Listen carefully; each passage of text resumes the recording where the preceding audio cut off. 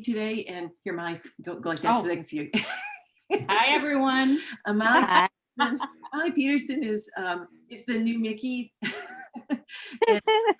I'm trying. I'm doing my best to be the new Mickey. And so bear with me. Yeah, she's going to be great. She is a social worker by trade and a multiple myeloma patient since 2017 was her diagnosis. So she's very passionate about this, and I know she's going to do a great job because of that. You know, that those are two real good reasons why she's going to do good here. She's a social worker, so she can handle people like me and Sid.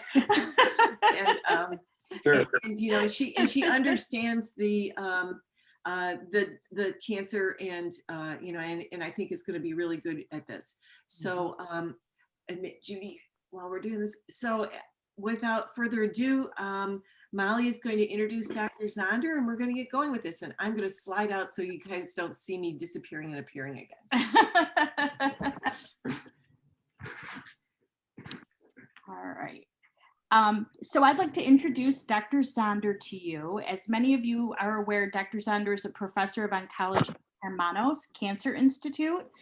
Dr. Zonder has a special interest in the multidisciplinary care of patients with multiple myeloma, as well as other hematologic cancers. In addition, he's focused on the investigation of therapies for multiple myeloma.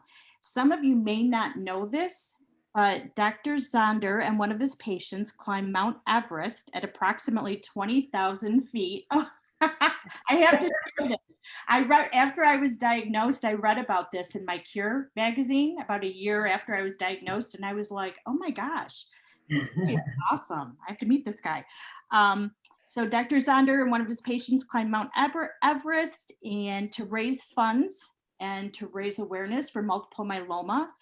Their goal was 150,000, and actually they made over $300,000, which is awesome. So that money went to fund research therapy in hopes of finding a cure.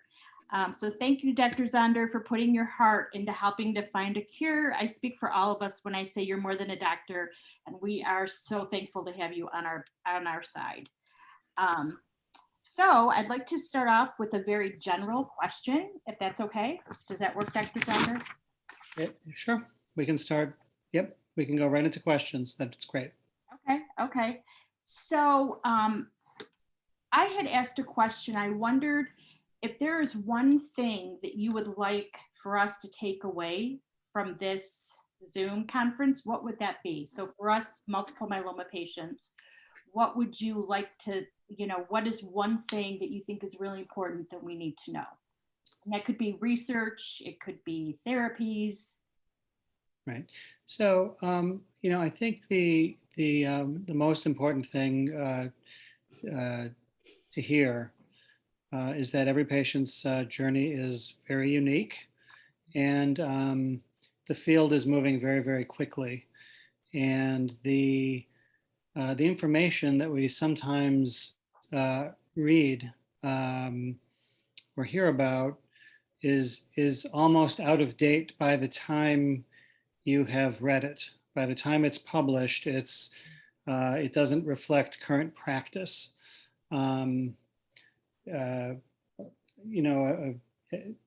great example of that is an abstract that we're presenting at the plenary session of the American Society of Clinical Oncology meeting later this week, which describes the benefit of early transplant versus non-transplant therapy in myeloma, and it does show some benefit related to transplant, but the regimen that was used doesn't include daratumumab, right? Which has now become an increasingly common part of induction therapy, and so the data that we are going to be reporting isn't using the most modern regimen. It was using the best regimen available at the time the trial was started. So so getting hung up on getting hung up on, what's the median survival, the median progression-free survival, things like that, sometimes isn't a very useful thing for an individual patient. Median describes what happens to a large group of people on average. It doesn't describe what's possible. And we have, on this call alone, we have some great examples of people who are significantly beyond what would have been considered median at the time they were diagnosed with their multiple myeloma. Maybe we'll be able to hear from some of those people later in the call.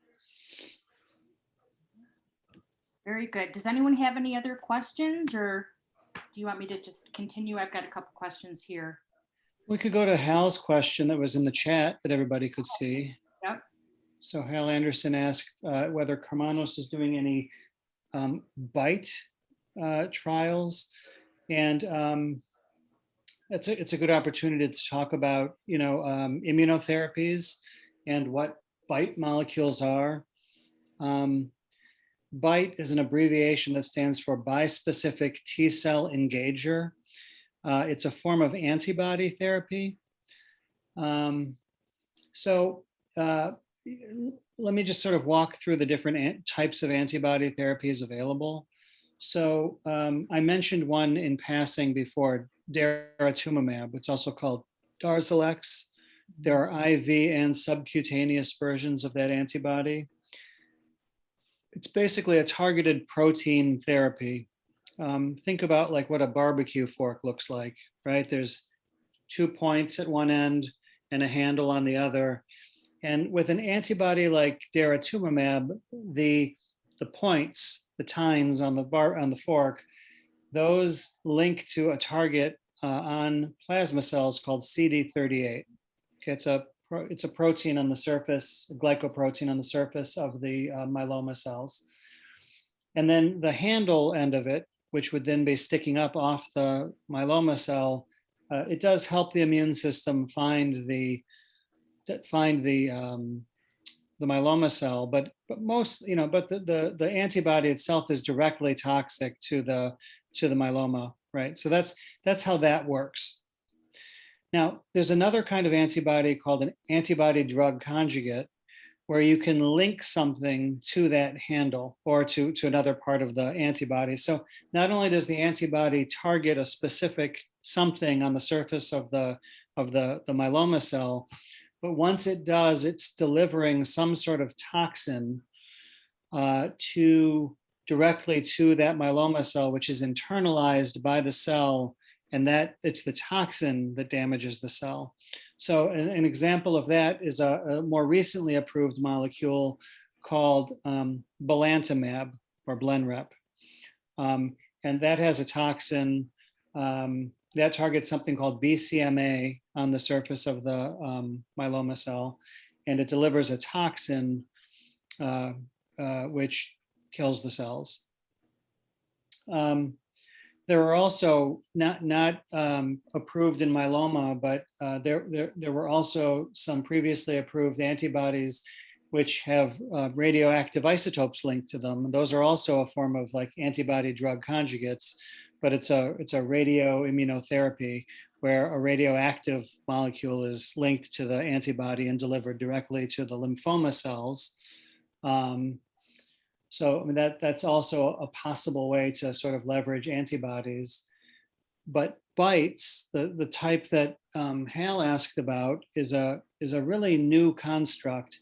And so the way BITEs work, you have the 2 tines on the barbecue fork, but one of them targets the myeloma cell, and then the other one targets immune cells.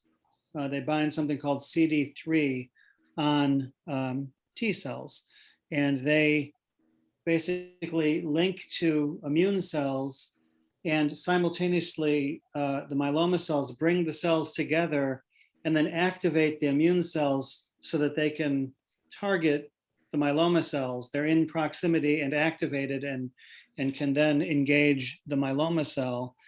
And these are really potent. This is there's a whole series of different bispecific antibodies that have multiple different targets in development.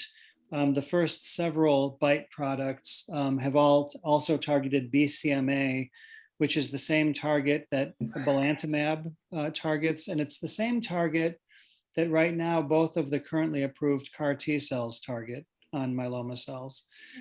And it looks like the response rate with the single agent response rate with these bispecifics is higher than the response rates that we've seen with other antibodies when used as single agents. Like if you go back to the study that led to the approval of DARA originally, daratumumab, response rate was about 35% as a single agent in heavily pretreated patients. So it's, patients who are resistant to a lot of other therapies, and then you just give them DARA. Response rate's about 35%. Same with belantamab. In the study that led to the approval of belantamab, the patients had already had drugs like lenalidomide, Velcade. Most of them had had pomalidomide and carfilzomib. All of them had had a CD38 antibody like daratumumab or isatuximab. And the response rate with belantamab was about 35%.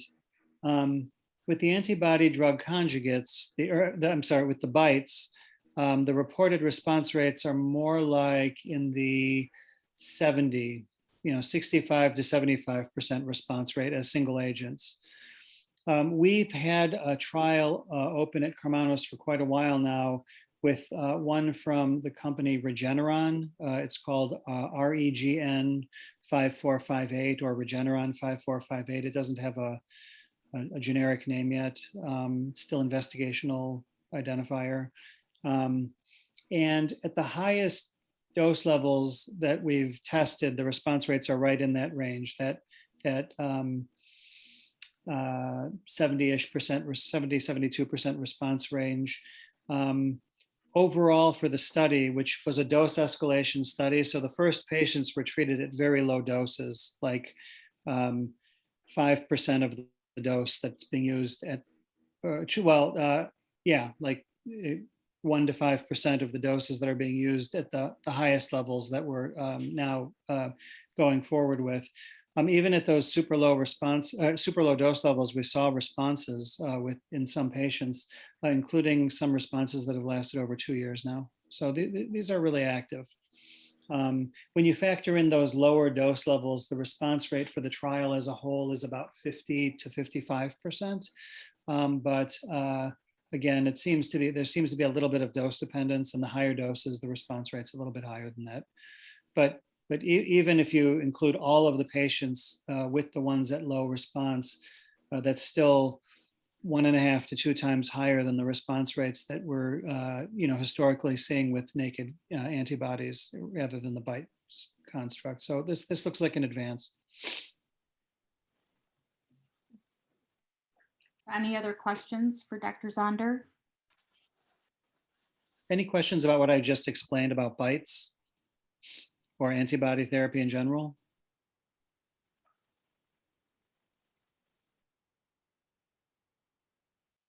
This is a quiet group. Yep. How's that therapy? How's it given? Is it infusions? Is it oral medication? Right. Do you have to be in the hospital to start with, or how's it given? So with this particular antibody, this is an IV preparation. There are different BiTEs, including ones that target BCMA, that some are IV, some have subcutaneous preparations now. There are also some up and coming different BiTE molecules with different targets, and those also have IV and sub-Q formulations. I think all of the companies that are sort of far along in the development of these BiTEs are working hard to develop sub-Q versions because they're so much faster, so much easier to give. I mean, is there anybody on this call who's had both IV DARA and sub-Q DARA at different time points during their myeloma? No, You. I only had a Yes, sub-Q. yes. I've had both. at both, right? And I mean, there's a major difference, right? I mean, the shortest infusion of DARA when it's given IV is still measured in hours, and the sub-Q version is given over 5 to 10 minutes. Yes. And after after the first couple of infusions with the sub-Q version, there really isn't any necessary observation period afterwards. The main time spent is the time waiting for the drug to be mixed, and then once it's administered, I always tell patients that starting with the third infusion, the observation period after the dose is however long it takes you to get your codon. Right. So it is really fast. Yes. Saves a lot of chair time for us and for you. You can get on it. Is one of them more effective than the other? We don't know that yet with the bites. With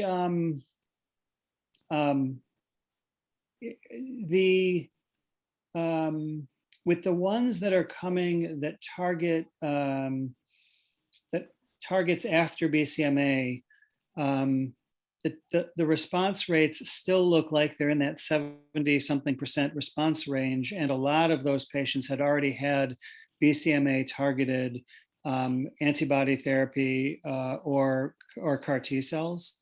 That's what I had. Yeah. Yeah, and so it's hard to know whether some of the newer targets are better than BCMA or not, and it's also not clear whether any of the BCMA targeted bites, and there's at least 3 of them in pretty far along in development, and it's not clear that any one of them is dramatically better than the others.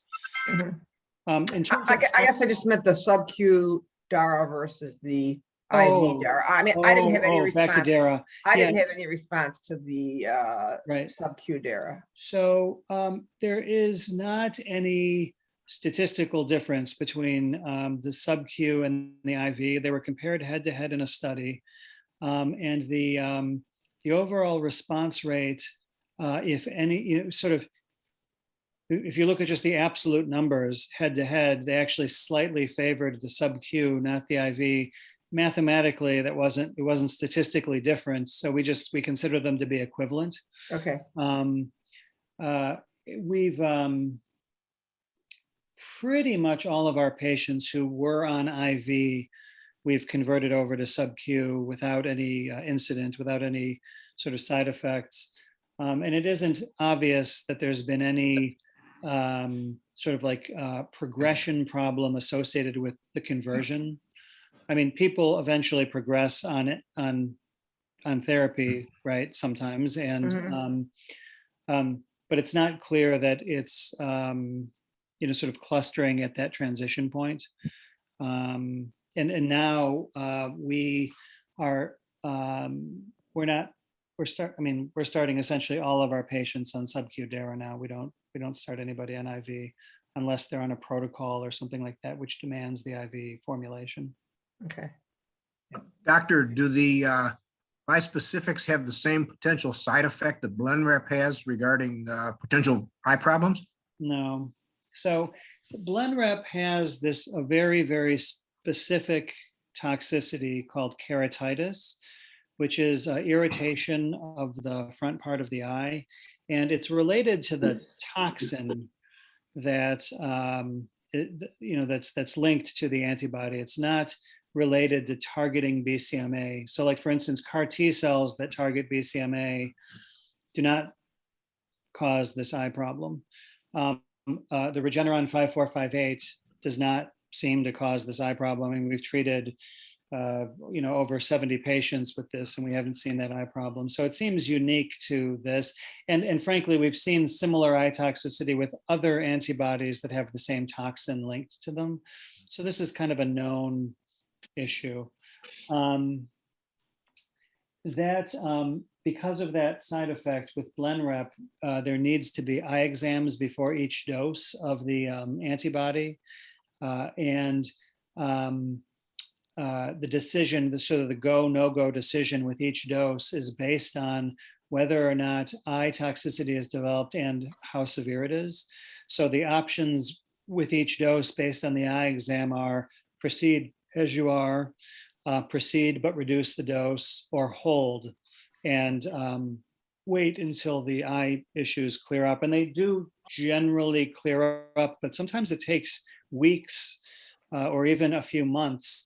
And the good news, I guess, is that a lot of times patients who are responding continue to respond without loss of that response during that waiting period, but it's still really nerve-wracking when you have to delay, your next dose of antibody 4 or 6 or 10 weeks. So it is something. It is an issue with this drug, and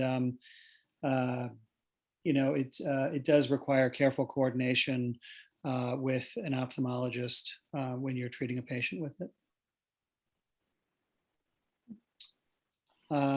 Questions. Will CAR T therapy, this is from Stephen Hall, 167. Will CAR T therapy be applied earlier in a patient's therapy than current requirements? Almost certainly. CAR T cells, is everybody on the call familiar with what CAR T cells are? Yes, no? Yes. Modified immune cells, redesigned to specifically target your myeloma cells. And right now they're approved after 4 prior therapies, and which is a bit limiting. But frankly, that's also, these are BCMA targeted therapies, and it's at about the same time point in most patients' care where you're thinking about Blenrep or belantamab or other therapies. So it's right now it fits into sort of when we use BCMA targeted therapy in general. But all the companies, both companies that have approved drugs and also other companies that have CAR T cells in development, they are looking at how to use them earlier. Some people are,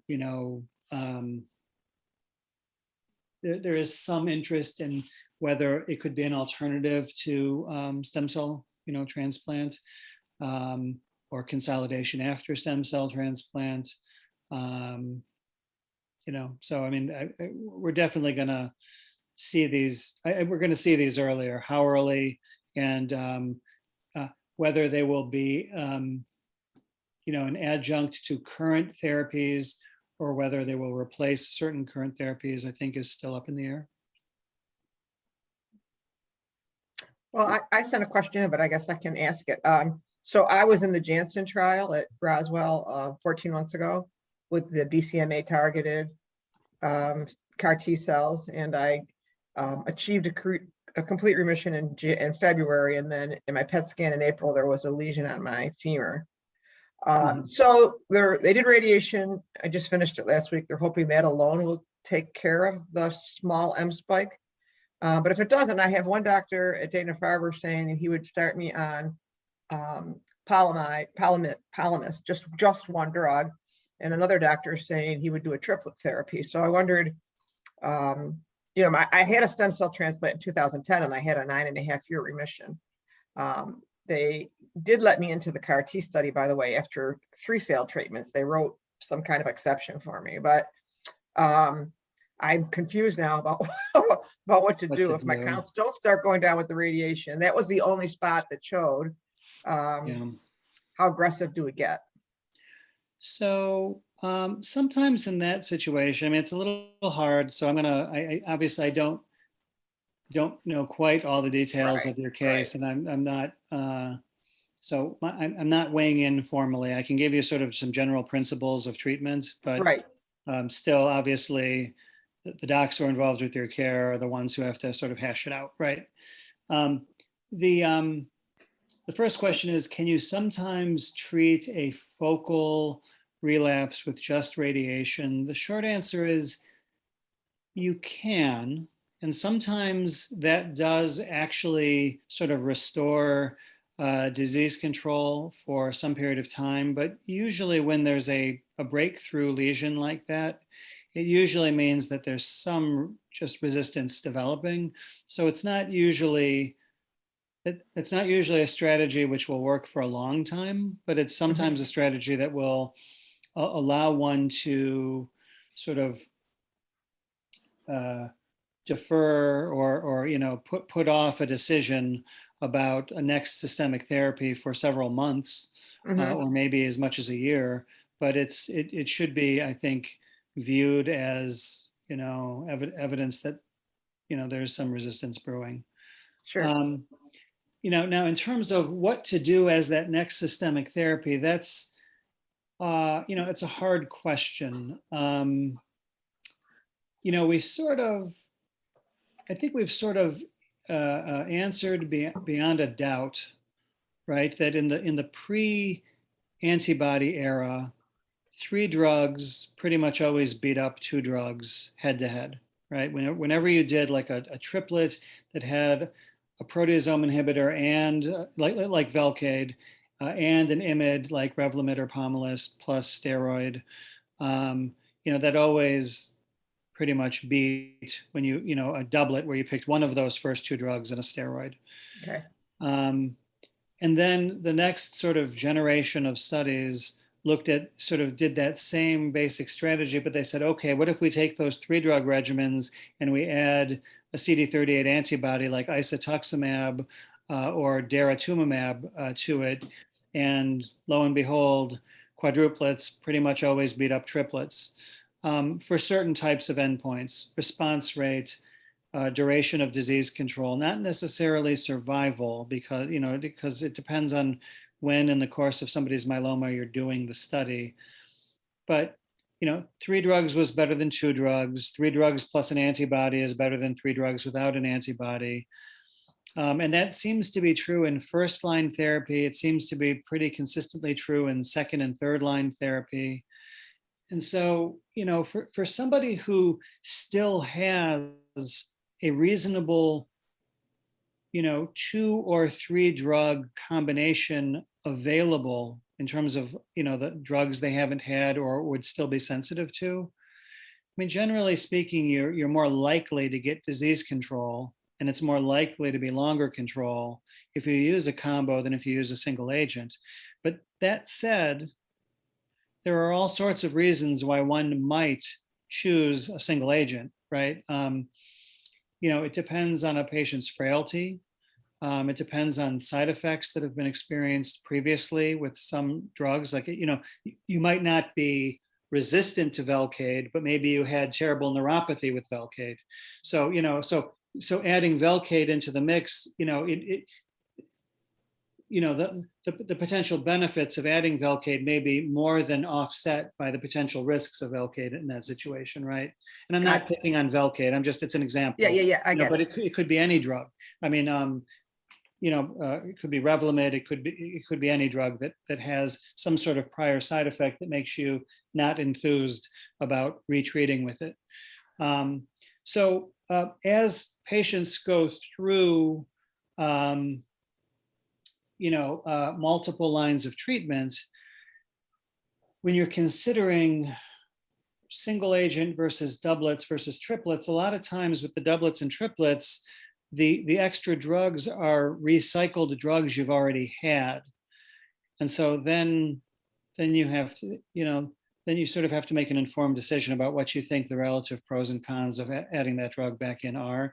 And therefore, when you're talking about 4th line, 5th line, 7th line therapy, it becomes more increasingly likely that it's going to be a single drug or a single drug with just a steroid, but not combination regimens. I would say my patients pretty reliably get triplets or quadruplets for first, second, and third line therapy. But after that, it becomes highly variable depending on when a patient needs fourth line therapy and how they've done with the previous regimens. Okay, thank you. Mhm. There's a question about Xgeva versus Zometa as they relate to kidney health. So Xgeva and Zometa are different classes of drugs that are used to prevent skeletal complications of myeloma. The other approved drug is pomidronate.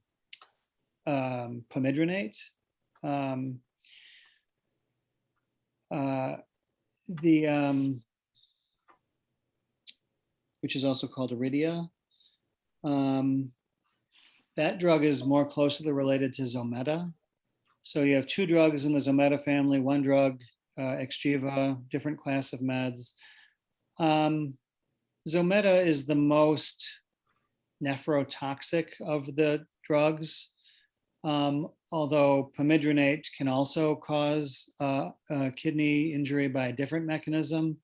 And so you have to dose adjust Zometa based on renal function. And there are, like at a certain point, if your kidney function is bad enough, you kind of want to avoid Zometa altogether. And if you're going to use pomidronate in that setting, you want to use a lower dose and infuse it over a longer period of time. So Xgeva sort of becomes the default drug that's used in patients who have impaired kidney, like really impaired kidney function for most of us. Zometa and pomidronate are both IV. Xgeva is sub-Q. They're all given monthly initially for patients who have bone disease, and there are some guidelines which support giving Zometa, if you're a candidate for Zometa, giving Zometa just if you have active myeloma that requires treatment. The habit of using that is, I think, much more variable, and not everybody will recommend Zometa just because you have myeloma. I tend to fall into the camp where I tend to reserve it for patients who have skeletal risk, but that skeletal risk may not be only frank bone lesions. If a patient has hypercalcemia, high calcium levels, also if a patient has significant osteoporosis, which can be a complication of myeloma as well as aging, I'm more inclined to use Zometa in that situation too. Dr. Zonder, I have a question here from Yeah. From a patient that was not able to attend. So he says he has a question he'd like to get answered. He's 57. He was diagnosed last December with kidney failure. And then he clarified that he went to the ER last December sometime with kidney failure and was diagnosed with with multiple myeloma. He started on Velcade Revlimid before changing to Darzalex Kyprolis. He's still currently on Darzalex Kyprolis.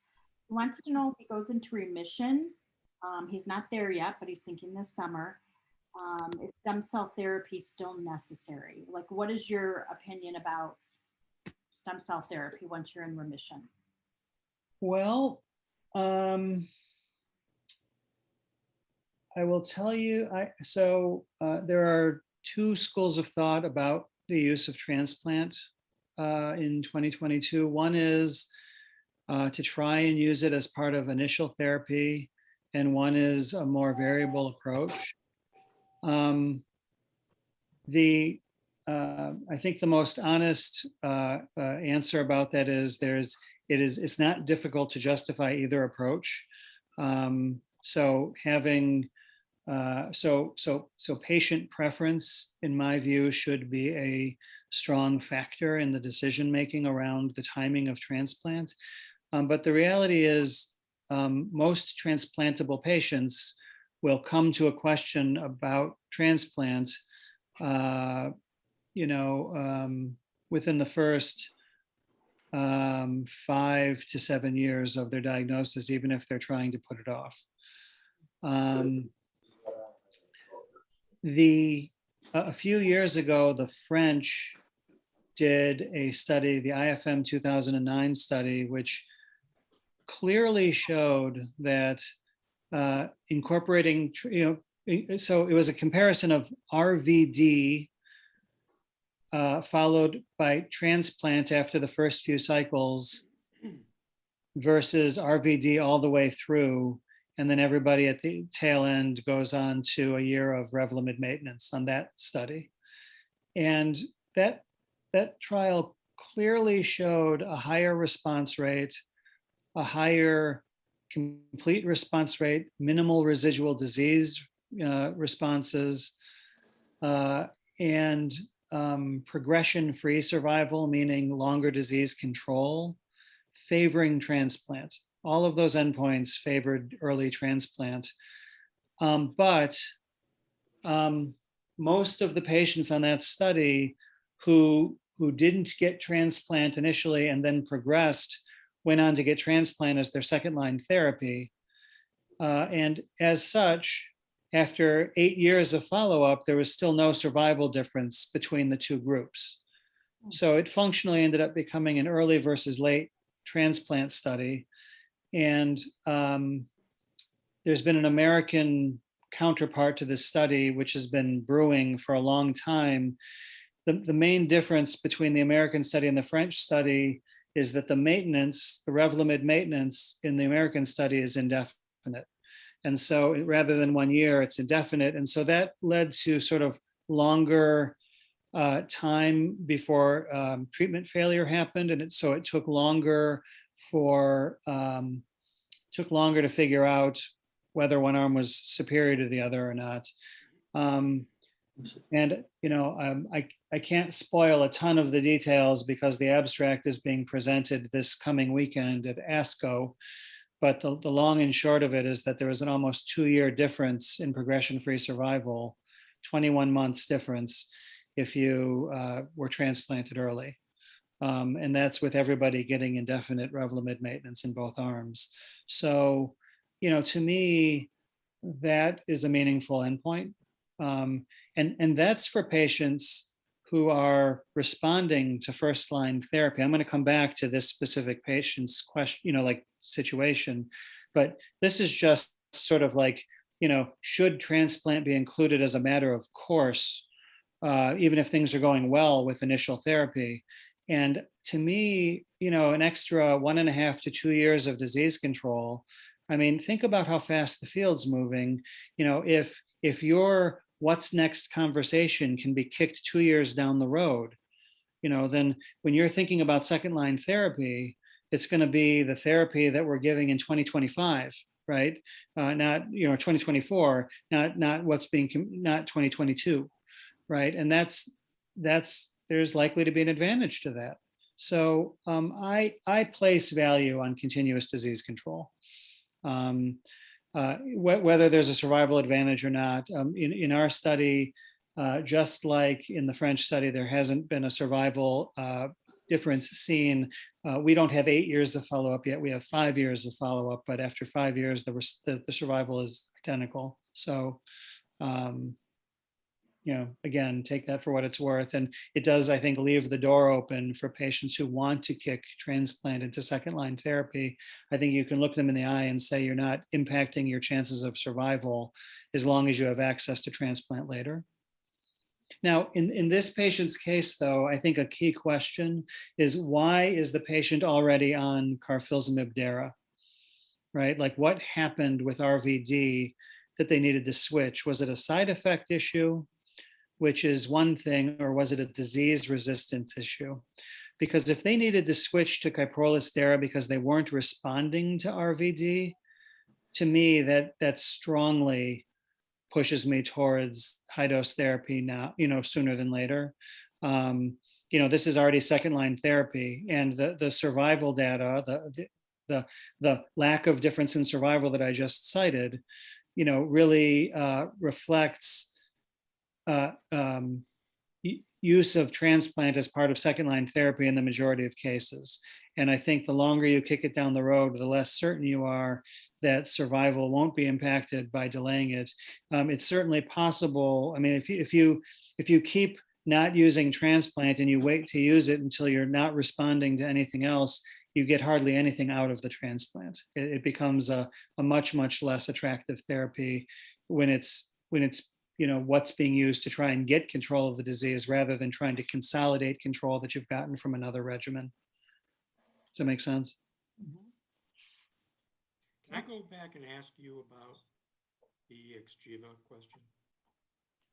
What about the Xgeva question? Can I go back and double back on that? Yeah, Your question Yeah, was, I can't hear him. maybe your microphone's a little. Are you on your phone or the computer? computer. Okay. I will type it in the chat box. Okay. I can. Is it possible that the microphone on your computer is pushed up against something? No, I'll type it in the chat box though. Okay. Thank you. Well, all right.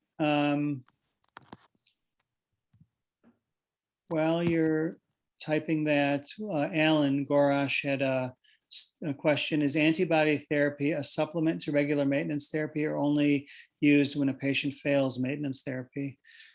I think any of the above and others, Alan. It's not a. This is an area in motion right now. So like at Carmanos and across the country, we're in the midst of a study called the S1803 study, which is a Rev versus Rev plus DARA trial.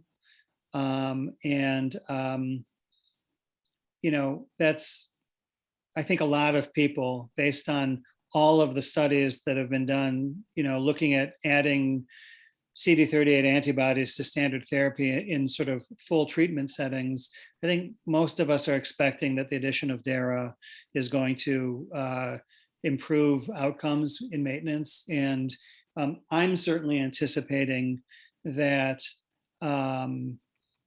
DARA is going to be part of maintenance therapy in the future. We are, in fact, Carmanos will be leading a trial that combines DARA with another drug, like DARA is kind of the backbone, and then another drug to maybe replace Revlimid in a maintenance trial. That's going to be probably open next year, early next year. There is actually data from a study called the Cassiopeia study, which looked at DARA by itself as maintenance. It compared it to nothing. So it was nothing versus DARA. But DARA certainly extended responses. And so now it hasn't been compared head to head with Revlimid, but it's, I think, pretty good proof that if you have a patient who, for whatever reason, didn't tolerate Revlimid, say as their pre-transplant therapy, and you're thinking about what you want to do after transplant, DARA is an option. Velcade is an option. Ixazomib is an option, which is an oral drug in the Velcade family. All of these drugs have been compared to placebo and are better than nothing. So it's clear that extended therapy with something is better than no maintenance. So with all of those options available, I don't have that many patients who don't do any form of post-transplant maintenance therapy. Occasionally, but not very often. Okay, let's see. I think we have that question. What are your thoughts on Xgeva versus Zometa for one whose kidneys are not terribly impaired? GFR hovering around 60. Please include any long-term impacts if possible. I'm trying to protect my kidneys.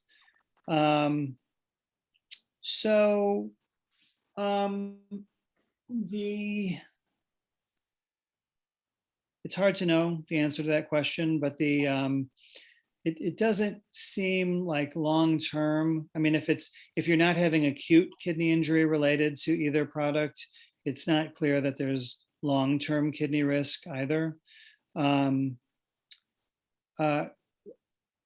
Both classes of drugs have the risk of osteonecrosis of the jaw, and the incidence seems to be about the same.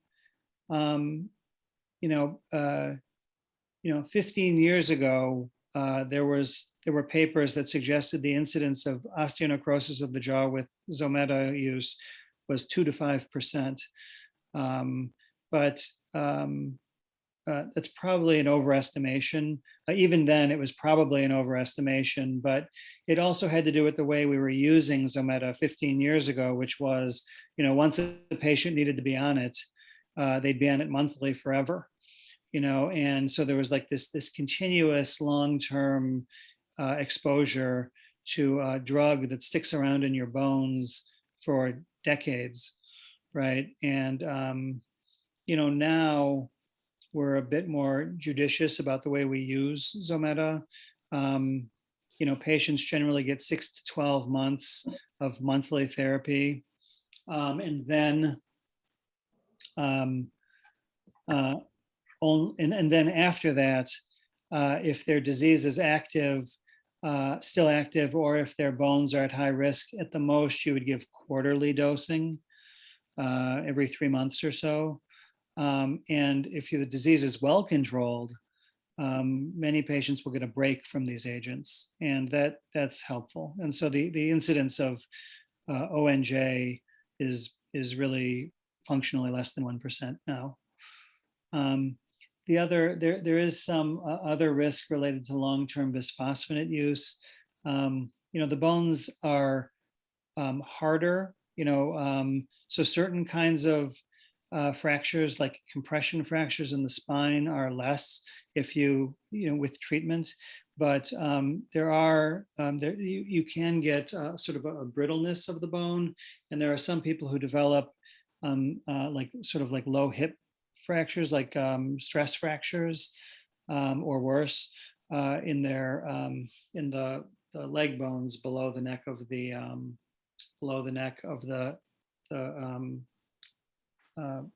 femurs. So that can be seen with long-term use. Again, not super common, but well documented. So for somebody with pretty decent kidney function, there isn't an obvious reason to select one or the other, honestly, as long as you're, judicious about use, and you should be monitoring. It's one of the reasons to still occasionally do urine protein electrophoresis.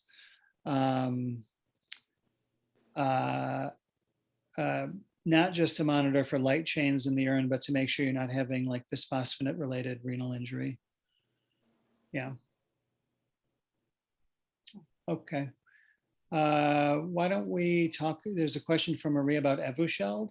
Who on the call has had Evusheld? It seems like most people, half the people maybe. So Evusheld is an anti-COVID-19 antibody cocktail.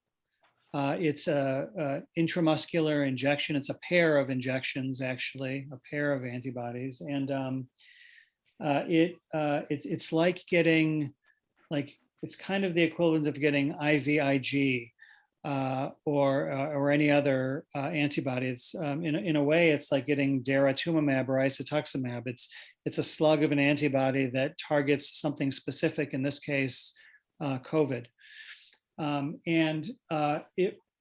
It was approved for use after a study showed that compared to placebo in unvaccinated patients, it reduced the risk of getting COVID over the ensuing several months, I think up to 6 months, by 80%, which is not quite what you get from the vaccines, but it's quite good. It's in the ballpark.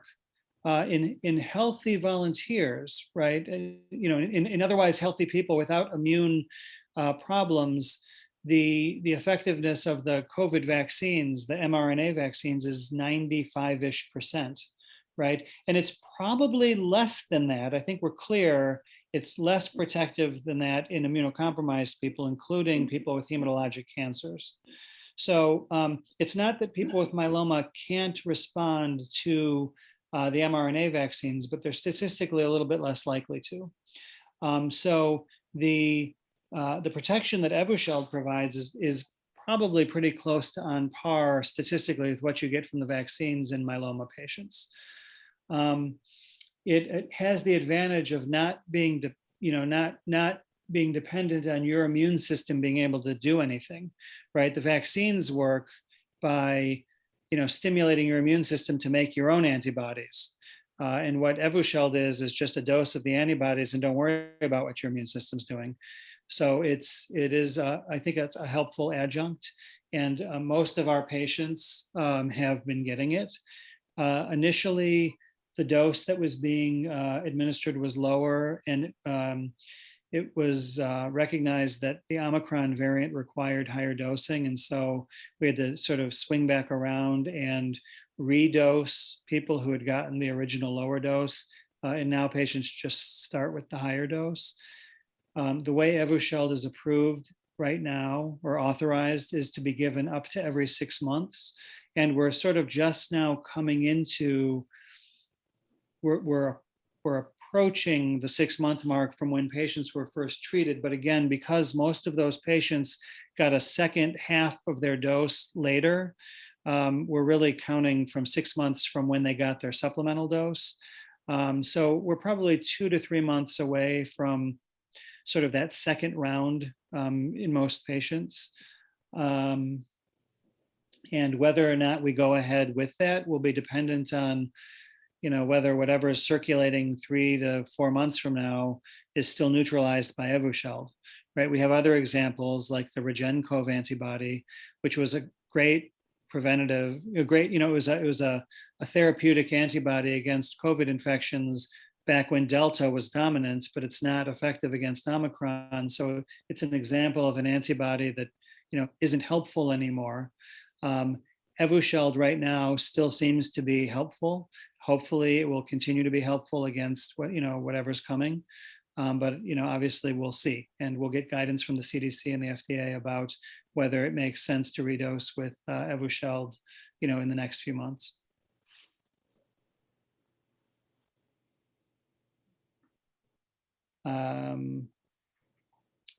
There's a question here about Cal 101 trial, which began in 2020. This is a very study-specific question. The short answer is we can continue. We have the option of continuing. So we'll talk about that at an appointment. Cal 101, just for people's information, is an antibody to treat a related condition called amyloidosis. It's another antibody. When amyloidosis it's a plasma cell disease that's related to myeloma.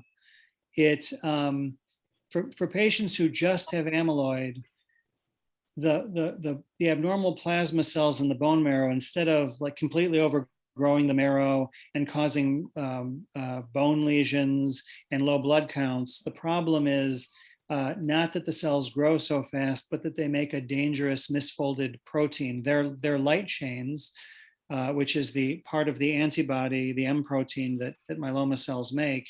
The light chains that amyloid plasma cells make misfolds, and then it gets sticky and it forms clumps and strands and globs of protein that get deposited in organs. And the symptoms patients with amyloid has to do with organ injury from these protein deposits. So historically, the therapy for these patients has always been kind of built off of myeloma therapy. We're still targeting the plasma cells with sort of the anticipation that if you wipe out the plasma cells, you shut off the production of these dangerous misfolded light chains, and organ function gets better over time. What CAL-101 is an antibody that actually targets these protein deposits. So instead of an antibody like Darzalex or daratumumab, which targets the plasma cells, you're targeting the product of the plasma cells. And in the study that Judy referred to, we're simultaneously targeting the plasma cells with anti-plasma cell therapy and the protein deposits the plasma cells made with anti-protein therapy.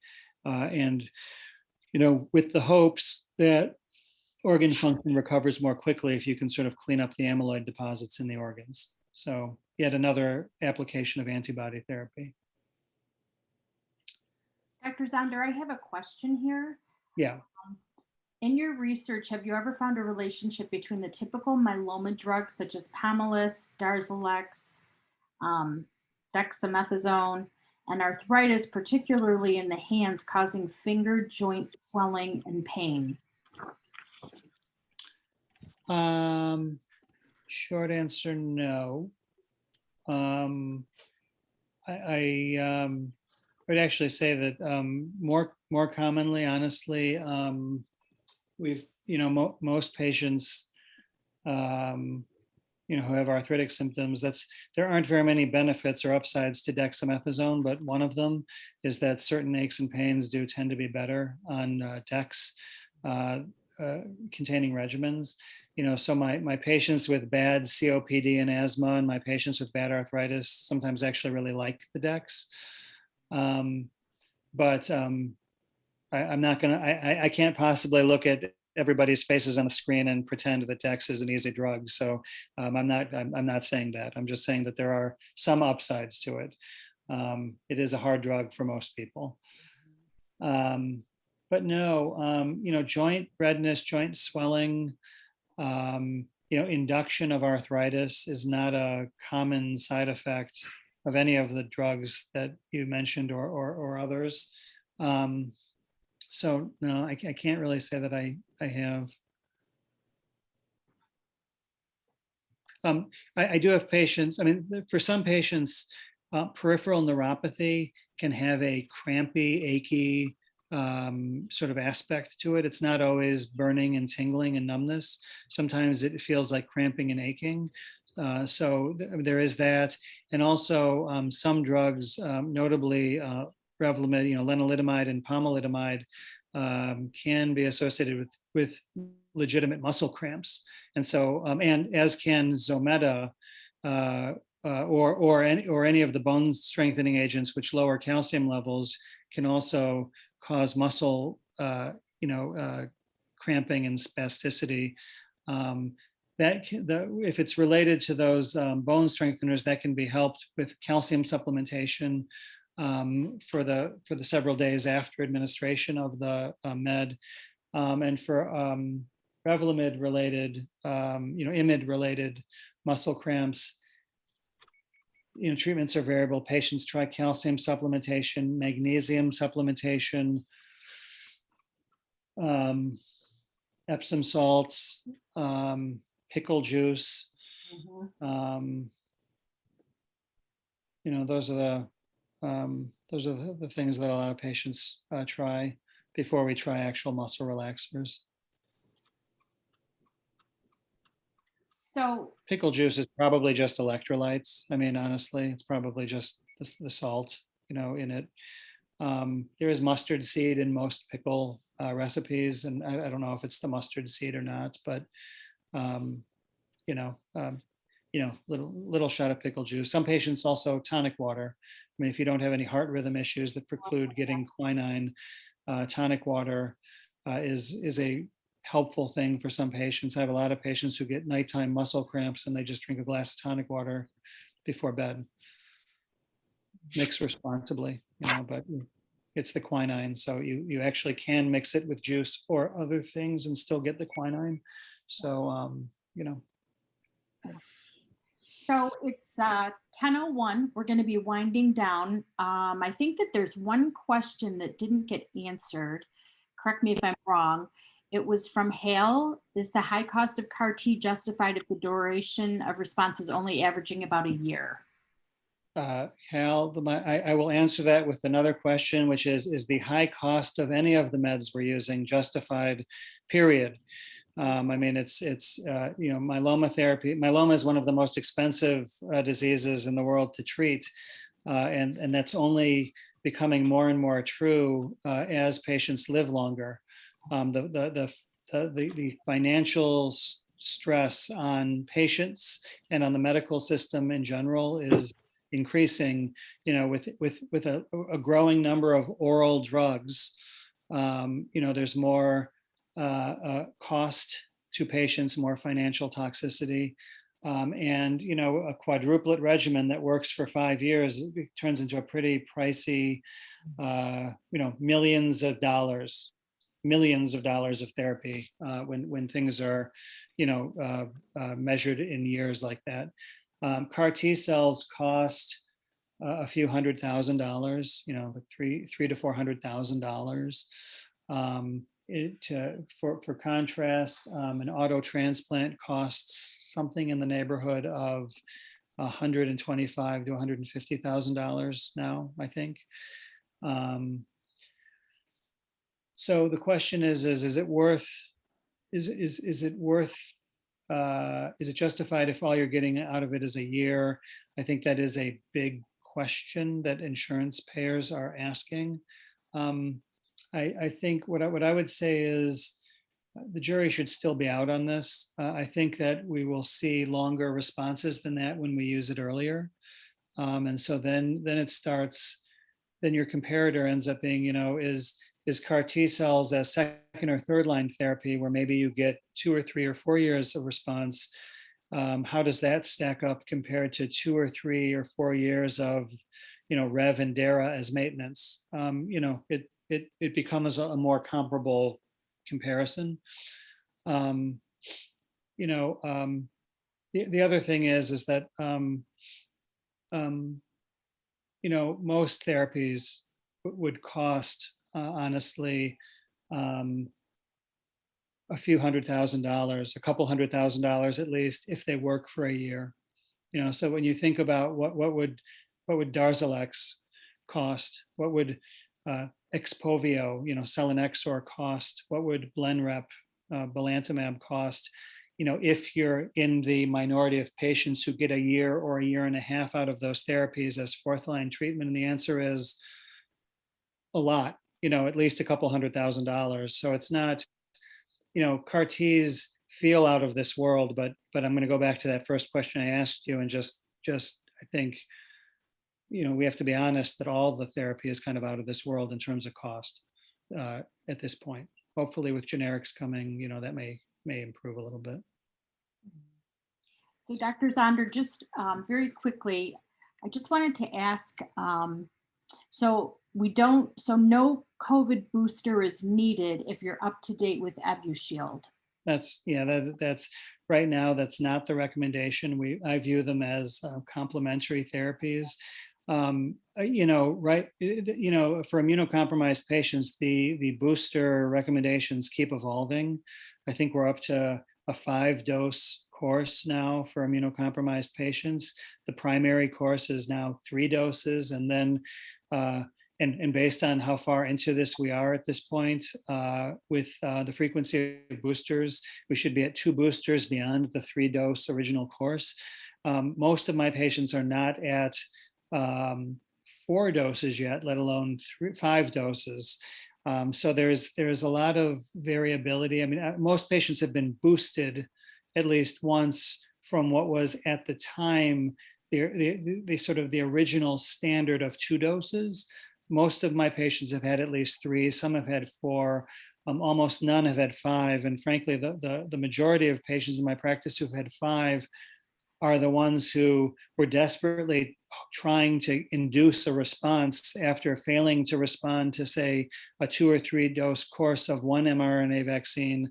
They switched to the other and got a pair of doses of that vaccine.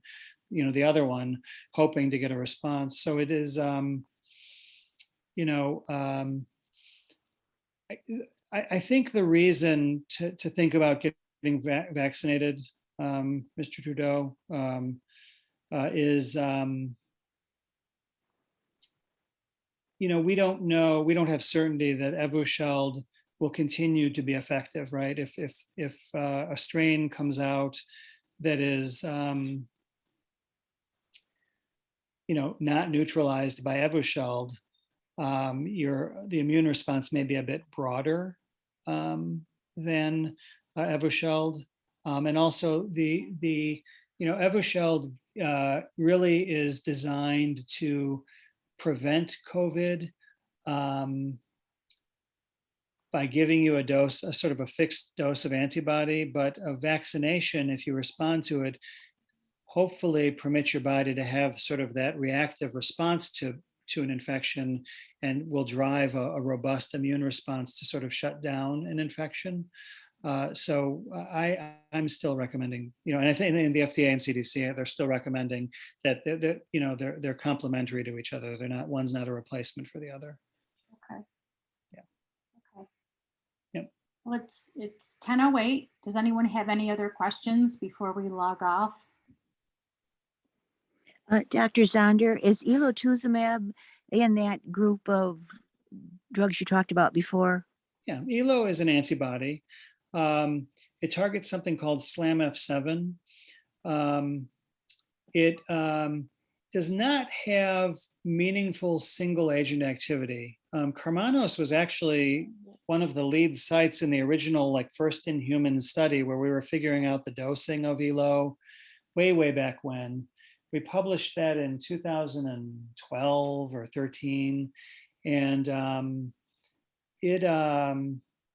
there were basically, we never hit dose limiting toxicity no matter how high we raised the dose, including doses well beyond where we sort of saturated the target, right? If you think about what antibodies do, they're binding to a specific something on the myeloma cell, and there's only so many of those target molecules to bind. And you can actually saturate it where there's nothing left to bind because it's all filled up with antibody. And you can dose ELO well above that level and still not hit any sort of limiting toxicity. So it's a fairly benign drug, but also we had 0 objective responses on that study. We had a few patients whose disease stabilized. There are case reports of patients who've responded to ELO by itself, but those are few and far between. Those are a handful of patients. So the way ELO is used as an antibody is it's used in conjunction with drugs in the Revlimid and Pomalyst family, the IMiDs. Yes. It's approved in combination with Revlimid and in combination with Pomalyst in relapsed disease. There was an upfront study of Rev plus or minus ELO that actually wasn't positive. So it doesn't seem to be helpful in all settings. I personally think that the sort of we have some positive studies, we have some negative studies. My feeling is what ELO adds to Rev and POM is probably not as good as the best studies and not as bad as the worst studies. These are all, there's something called regression towards the mean. What you have is you have studies sort of on both sides of average. And if you just sort of just add it all together, there's probably truly a modest improvement in outcomes. It doesn't change the response rate very much, but it seems to extend the duration of disease control a little bit. When ELO is a great example of coming back to that question that was asked before about single agents versus doublets and triplets. If a patient's never had ELO before, even though it doesn't add a ton, in most cases, if you have a patient who you'd otherwise just be giving Pomalyst or Revlimid to, it makes an awful lot of sense to add ELO, in my opinion, because the toxicity is quite minimal. But yeah, it's an antibody therapy. Oh, thank you. Because my husband started with Rev and Dex, and he got blood clots, and then he went to Rev, Dex, and Velcade. Nothing lasted very long. He's now on POM, Dex, and ELO. And it's Right. been over 2 years. He's under good control Yeah. with light chain. So Yeah, the study that led to the approval suggested that adding ELO actually beefed up the response rate to Pomalyst quite a bit, but that's honestly pretty unique. That study, the results were the results, but if you look at all of the results of all of the Revlimid studies that have been done with ELO, in those studies, it didn't really dramatically increase the response rate. So my working assumption is that, the effect on response is modest. I have plenty of patients on POM and ELO who have gotten great mileage out of it. Mhm. So I'm not knocking ELO. It's just important to have appropriate expectations for the antibody. ELO is not the same as isatuximab or DARA, which targets CD38. ELO is also not the same as belantamab, which targets BCMA. It's less toxic than belantamab because of that eye problem that we mentioned before, but it is definitely does not have even close to the same kind of single agent activity. So when things are starting to rise in the light chains again, probably that'll be something that drops off and something will replace it. Yeah, I mean, it's hard to predict what's going to happen, but if on a 1-3 drug combination, the response starts failing, then you start looking at what other combinations could you Okay. have, and it always comes down to a question of, do you swap out drugs, or do you just overhaul everything and just replace those 3 drugs with 3 other drugs? It's very patient dependent. Okay, thank you. Sure. Okay, well, it's 10:13, so I think it's time to log off. I'd like to thank you, Dr. Zonder. This was a great discussion. I learned Thanks. a lot. Yep, I've taken some notes myself, so yep, thank you. Thank you everyone for attending. Yeah, thanks everyone who joined us this morning. It's nice to see some familiar faces.